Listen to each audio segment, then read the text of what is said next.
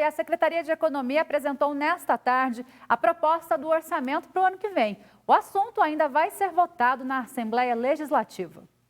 A secretária estadual da Economia, Cristiane Schmidt, acompanhada por assessores, foi recebida no gabinete da presidência da Assembleia Legislativa pelo deputado Lissauer Vieira, antes do início da sessão extraordinária realizada nesta quarta-feira para a entrega da Lei Orçamentária Anual, que passará agora para a fase de discussão, avaliação e aprovação do Parlamento. Na sessão híbrida, os deputados ouviram o detalhamento dos números e ficaram sabendo a previsão de arrecadação e de gastos do governo estadual para 2021. A secretária garante que, pela primeira vez, a LOA foi formatada em conjunto com os poderes legislativo e judiciário e leva em conta as demandas de cada um deles. É a primeira vez em que a gente senta, a gente conversa, a gente tem um diálogo, para que todo mundo esteja contento. Afinal de contas, essa é uma peça orçamentária do Estado, né? É o nosso projeto de lei orçamentária deste ano, do ano que vem, de 2021. E assim como foi feita essa PILOA, também foi feita a LDO. A LDO também foi feito nesse engajamento de todos os poderes unidos, tentando agir em prol do Estado. Agora, temos uma situação periclitante financeira. Isso aí é um problema estrutural. Não é um problema que vamos resolver em 2 meses, em 6 meses, em 1 ano. O próximo passo é a leitura da lei orçamentária em plenário, o que deve ocorrer nesta quinta-feira. E depois ela será encaminhada à Comissão de Tributação, Finanças e Orçamento, onde será debatida e receberá emendas. O presidente da comissão diz que já está claro que o déficit orçamentário previsto para 2021 ficará acima dos 3 bilhões de reais.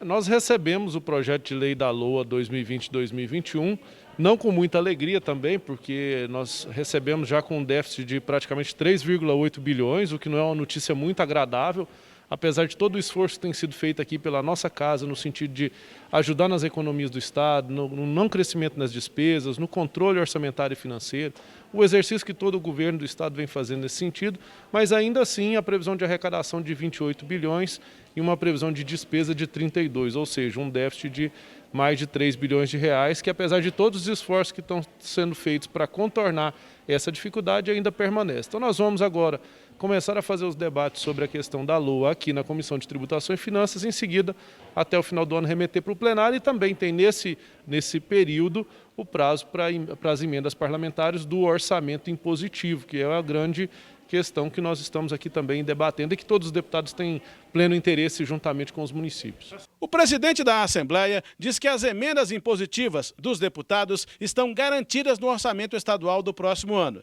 e elogiou a disposição do Estado de ouvir os demais poderes para a confecção da LOA de 2021. Não só a LOA, como também a LDO desse ano foi debatida entre os poderes, não só os poderes, os órgãos autônomos também.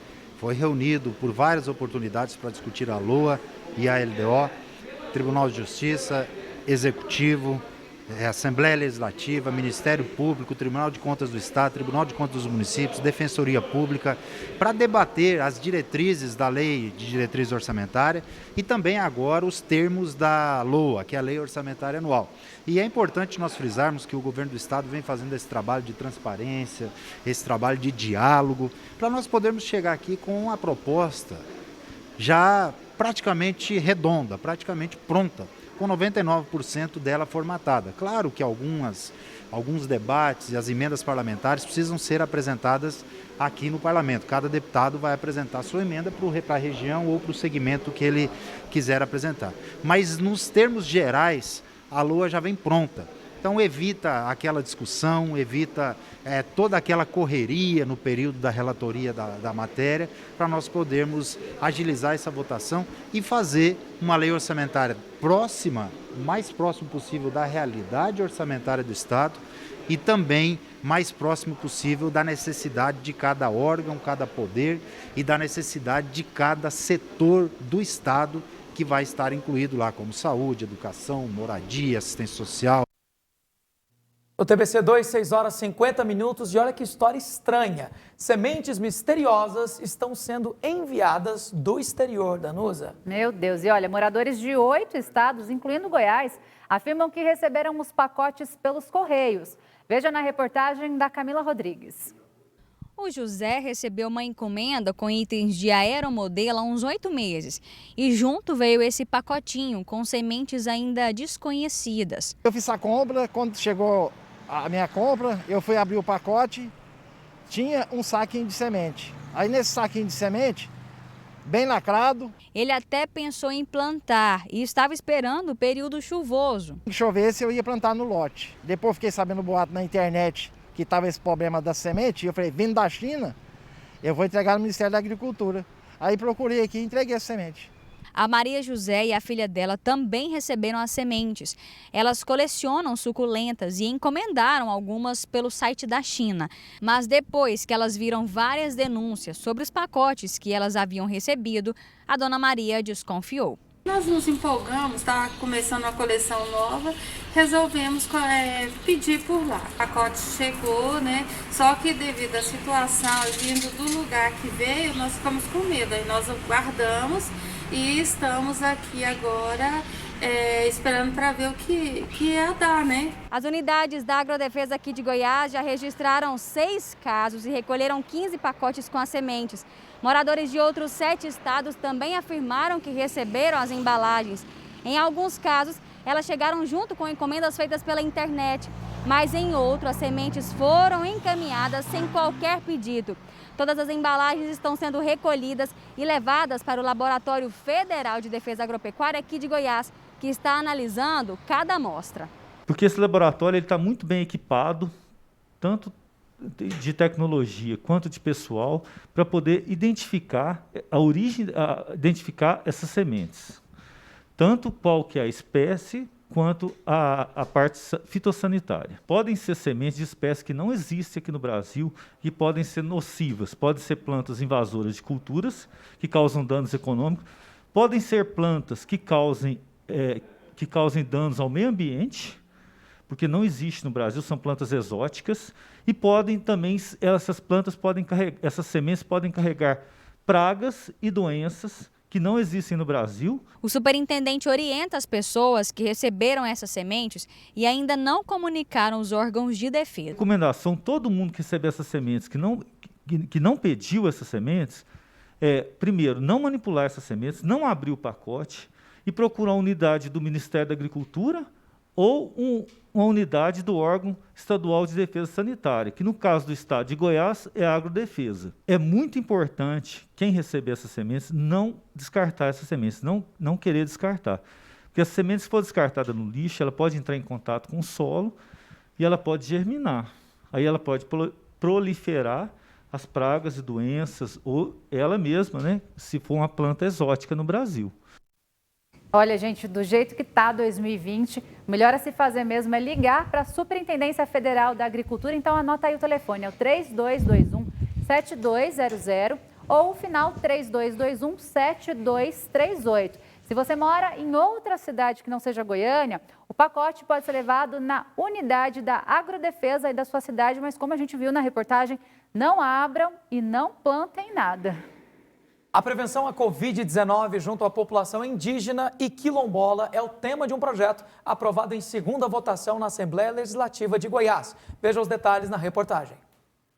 A ideia de apresentação de um projeto de lei que viabilize em curto prazo e em caráter emergencial medidas que garantam condições de prevenção à Covid-19 e acesso ao atendimento de saúde adequado a indígenas e quilombolas, duas populações tradicionais, nasceu durante o programa Politizar, realizado pela Assembleia Legislativa em parceria com a Universidade Federal de Goiás. A professora Laís Tomás percebeu a situação precária que esses dois povos estão enfrentando neste período de pandemia. Em virtude da questão da saúde alarmada pela crise da Covid-19, da pandemia, essas comunidades já são vulneráveis nesse sentido, pela falta de acesso muitas vezes a postos de saúde, a medicamentos, e a gente conversou com eles